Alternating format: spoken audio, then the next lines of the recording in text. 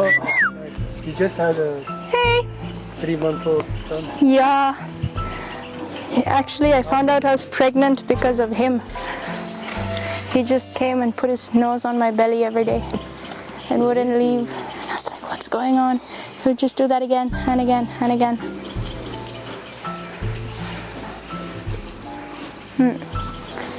Hi, Happy. So. Hi. Hello. I'm actually with her. Okay, what's your name? My name is Mehdi. Okay. So, how many horses did you get? Close the gate. So with horses, rule number 1. Okay. Ever leave the gate open. Catch on at least. Otherwise this guy will open everything. So this is Happy. He's like happy like this? His name. His name's Happy? Yeah. That's amazing. And he's rescued? Yeah, from the race course. So if you look at his hind right leg, you can see that he has like a weird like Nike tick mark on the right hand side at the back legs. So that used to be all really big and a big wound, and it was full of granulation and scars and. He's really big. Tissue. Yeah, he is quite big. He's Euthanized him. He was a racehorse. Okay. But they wanted to euthanize him because he was having this injury. You can tell her hooves are much more built up and higher up. They're less like a dinner plate, more shaped, which means she has better shock absorption, basically. That makes a huge difference. And that comes with what? Training or what? That comes with proper maintenance. So we cut the hooves here quite regularly, every 3 weeks to a month. So we would cut off the excess growth and just help you see the natural shedding process so that she has the best foot to assist her bone, to assist her movement. Not at all scared of this stick. It doesn't represent any kind of danger to her. Okay, why I use this stick makes me long. I have a tail. It's the only reason I use this. Makes you what? Horse. Okay. Right? It's not because I'm gonna beat her or anything. It's because now I have a tail. And if you look at me now, I have my head, her head, our necks, and our shoulders and our feet line up. Okay? And I have a tail too.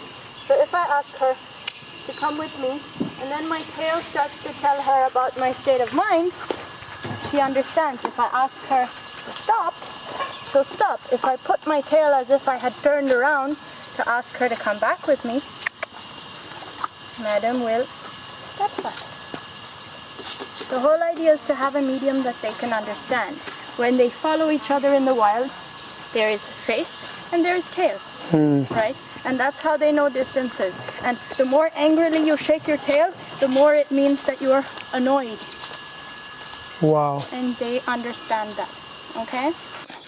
It's based on 7 basic needs, okay? These needs are more or less universal between horses and people. The only difference is from a horse's perspective, you're gonna go from a prey perspective.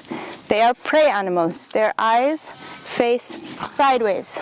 The only place that Monsoon cannot see is 8 degrees in the front and 15 degrees at the back. So you see how she's lifted her head, now she can see me again. But if I'm behind her bum, she can't see me. Or if I'm here, she can't see me until she'll adjust to the point where one part of her eye or her ears is following me. So see, if I move, you'll see that one or more of her ears or her eyes are gonna come and follow the movement or the sound that I'm making.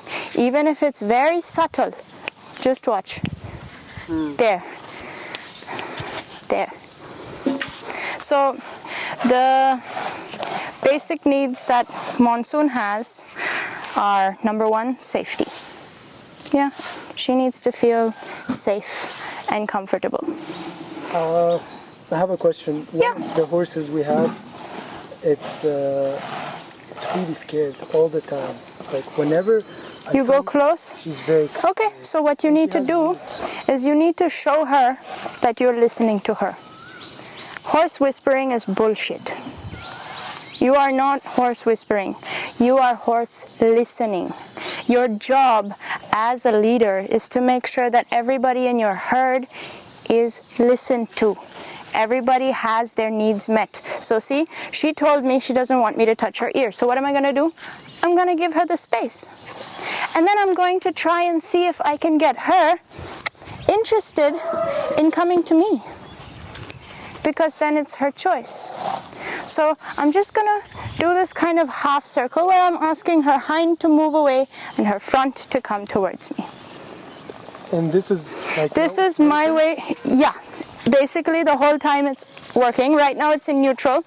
She's guessing now. So what I'm going to do is I'm just going to go back to neutral, take some time, and pat her. So the best way to show you an example of this will be with him, because he's new and he's from a rescue. Okay. So this scared of being touched thing, you might be able to see on him, and I'll show you how it works out. Okay, see, what is this? Is he being aggressive, do you think? He's just trying to initiate contact. So we just initiate contact back until he'll decide he's had enough. If you're too slow, you'll get bitten. If you get bitten, you were too slow. See, he decided to leave me alone. He'll be back.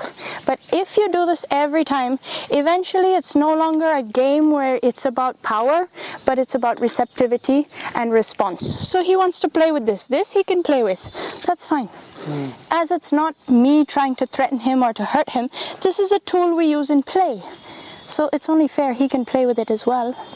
Do a what? Like, he's a stallion. So he gets very protective. So he goes into automatic mode, which is why stallions are dangerous. That one is Anitalum. So he is entire. He has his testicles with him still, which means that his primary programming is gonna be reproduction and protection, which is what you need to know when you're gonna work with him, because that presents its own set of dangers.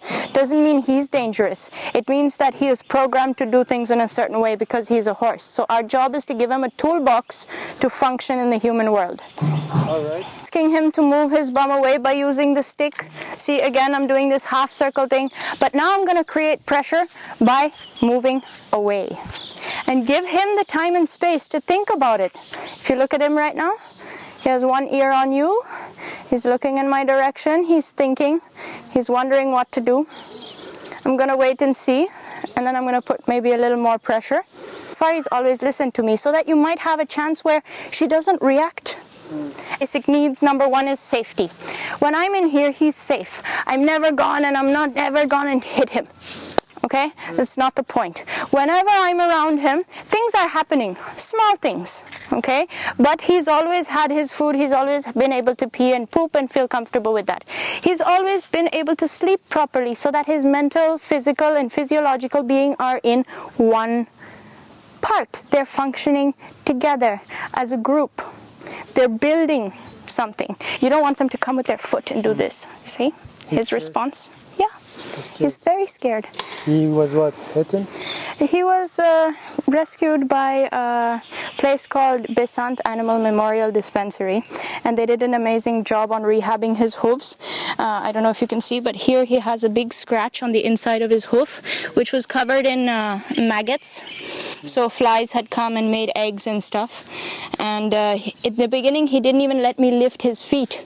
He would bite me and stuff because he was scared it was going to hurt. So he's it's a pony, or what? yes, he's a pony, and he's 2.5, almost 3. See his teeth? See how they're falling?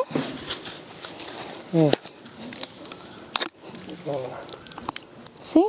That's also why he likes to bite. It's not that he wants to hurt you, it's What, his they're teeth changing? hurt. Yes, because he's going from baby to teenager.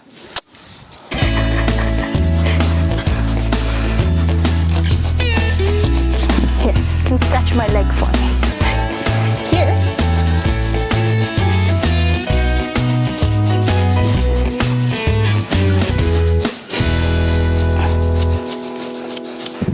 See?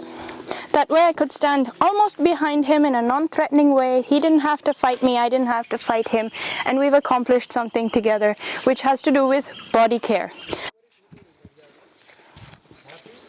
He's rolling because he feels safe around me. So he can do body care, take care of himself, because there is no threat. His space is safe. That's why he can do all of these things. What do you feed them, by the way?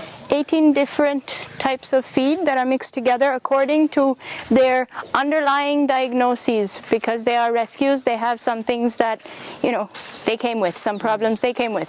Some have very sensitive intestines. Others have trouble gaining weight. Others don't like a certain taste of food. Others like food with a lot of sugars. Others should eat food with no sugars. So it's a big challenge always. So, for example, we're gonna take pebbles as food, because inside there's no light.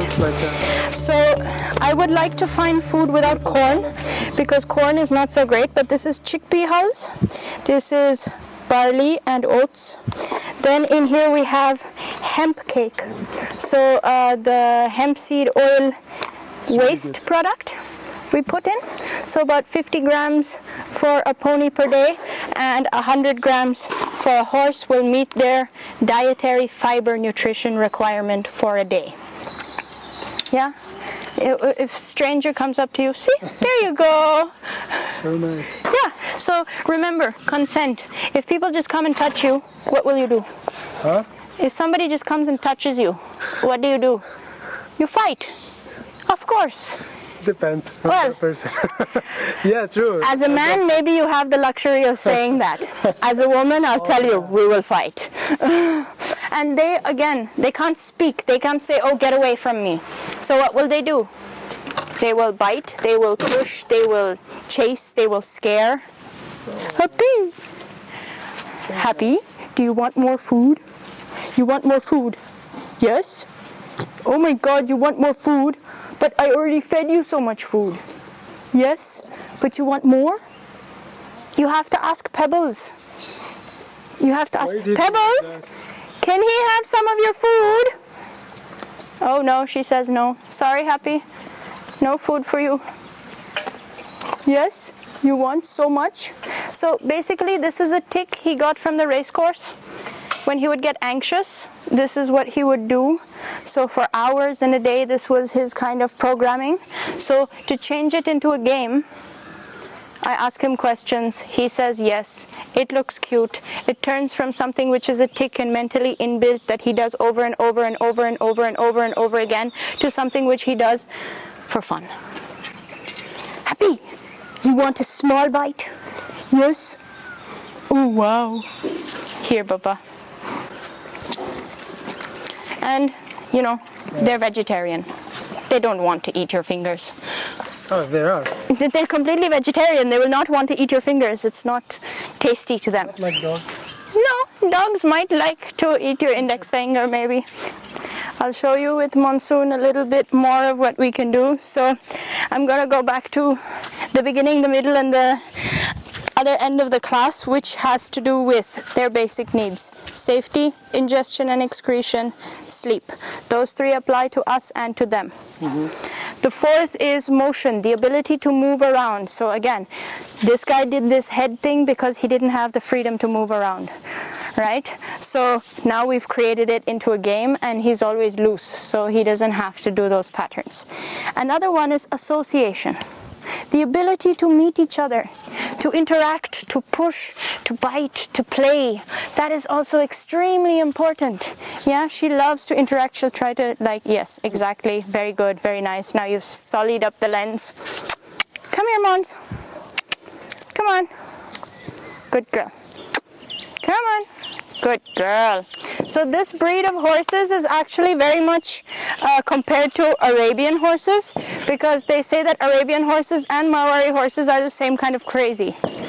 They're very devoted, they like one person, and they're very hardworking horses, and they have a lot of energy. So that's why a lot of people say they're the more hot-tempered or the more dangerous horses. Monster. And then you guys can talk. You go, open your hand. Now get closer, pat her, scratch her, give her some love. Don't be scared. If you're scared, she knows. I'm not scared. No, you're worried of doing something you shouldn't do. Don't be. Drop the stick. What about the scratching? Is it like sweet? Do you know what they do to each other when they like each other? So let her move. She's telling you where she wants to be scratched. She's like, forehead. Scratch my forehead. Yes. Is she moving away now? No. Does she look comfortable? Yes.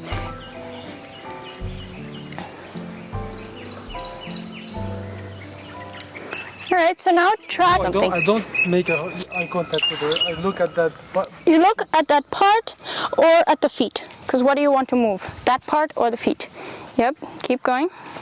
Keep going, gently. So you don't try to move that much towards her until she doesn't move. Do you know how many steps? Okay. Very good. Now relax and now just lean backwards. Lean backwards. Yes. Like this? Look what had happened. You caught the horse that was walking towards me. Monzi, do you want to go eat? And if I'm gonna go on a horse, She'll chuck you. what? This one? Because she don't know you. There's the horse we just got. Oh, nice. So sweet. So sweet. I've never seen something sweeter than that. I never rode a horse And he let you.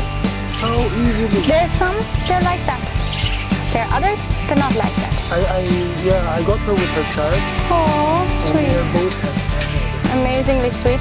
I think they know you saved them.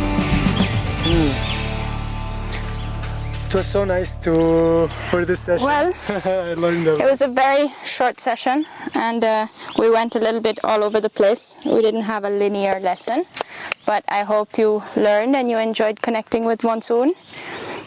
How did you start all this? So when I was a little kid, my dad used to breed racehorses. When you were what? A small child, my dad used to have racehorses. Okay. Well, before I was born actually. And then I was born and we had 2 horses left. By the time I was 3, they'd passed away. Then every year I just ask pony, pony, pony, horse, horse, horse, pony, pony, pony. And then my dad got me Flame.